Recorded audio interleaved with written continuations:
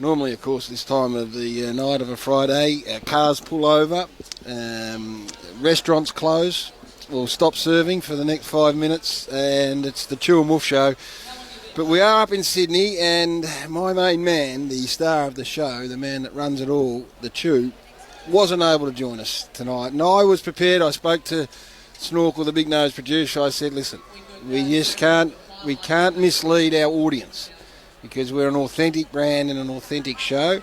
So just tell Chewer to have the night off. And Chewer got back in and said, yeah, spot on. He said, no, I still think I've got something to offer. So what that is, I'm not exactly sure. This will test the relationship between Chewer and I. He's at a bar, I believe, somewhere in Melbourne, Bazza, just kicking back at some sort of farewell function. Chew, what's going on? Yeah, g'day Gary. Thanks for having me. I'm actually at the Duke of Wellington here in the CBD, and Stevie Schroeder, the owner, is absolutely providing the coldest beer in Melbourne, mate. He's looking after us. But so you've dropped the name of the pub and the name of the owner. What have you got on the promise of a drink card or something? That's coming up later, hopefully. But Gary, as you know, part of the agreement that we had with the Chew and Wolf show is that you've got to be on call out 24/7. So my little pager went off about an hour ago, and I was told that the Chew and Wolf show was going to be activated. So I'm all set, mate. Only a modified version, though, because, as I said, we're an authentic brand. I did want to update you, though, on the merchandise range. It is going full steam ahead. I've got 2 different suppliers who are at each other at the moment, so there's a bidding war. Fantastic, Gary, because my superannuation has taken absolute smashing over the past couple of years, and I'm banking that this is going to be the ticket to retirement and pave the way for a career path out of refrigeration, air conditioning, wholesaling. That's what I'm praying for. I'm banking on you, Gary. Now listen, the refrigerated air conditioning is an industry I've got great interest in. You're farewelling one of your colleagues. Have you had a couple of frothies before you deliver this next minute? No, I've had just a cup of tea. I've had I've just had one. That's all, Gary. You're at the pub and you've had a cup of tea, have you? I'm lying. Right. Okay, now listen, we had our meeting this week, but obviously, you weren't around, so I'm going to go a bit broader and a bit more laterally because it's pretty straightforward what's happening. But I'm watching rain fall down here at the SCG Chewer, the likes of which I haven't seen. I would be suggesting it's some sort of record. It's funny you say that, Gary. For Hard Yakka, we've had 29 millimetres of rain. Wow. Which is unbelievable. What's funny about that, by the way? What's funny about that? Well, what's funny about that, Gary, is that it is beautiful here in Melbourne, and Melbourne is criticised for having poor weather. Well, I think you've had more than one.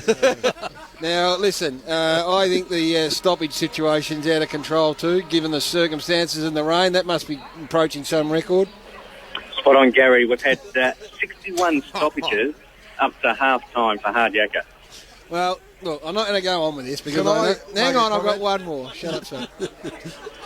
As I was watching this game, my mind went way, way, way back to the last time Carlton went through a game with the possibility they might not kick a goal. Now, I know this, you wouldn't have thought of this probably, although we are on the same wavelength. Am I thinking, I don't know, Mark Arceri back in 91?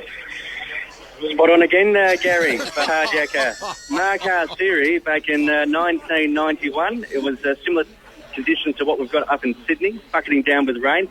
Against Footscray with only 33 seconds to go, posted Carlton's first major of the game.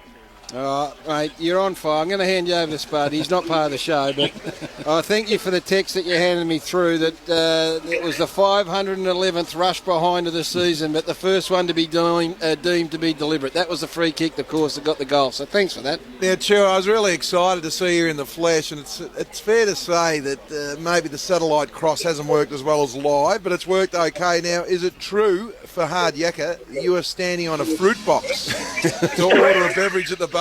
Is that true for Hard Yakka? Make that 2 of them, Spud, because there's chockers here, and when you're vertically challenged, you've got to take whatever you can. You've got to be resourceful, mate. Yeah, no, you're spot on, Spud. Hey, Chew, is Mrs. Chew with you, or are you just out having a little look around? No, Mr. Chew isn't here, being well behaved. No, I'm with some work colleagues. We're having a going away little get together actually.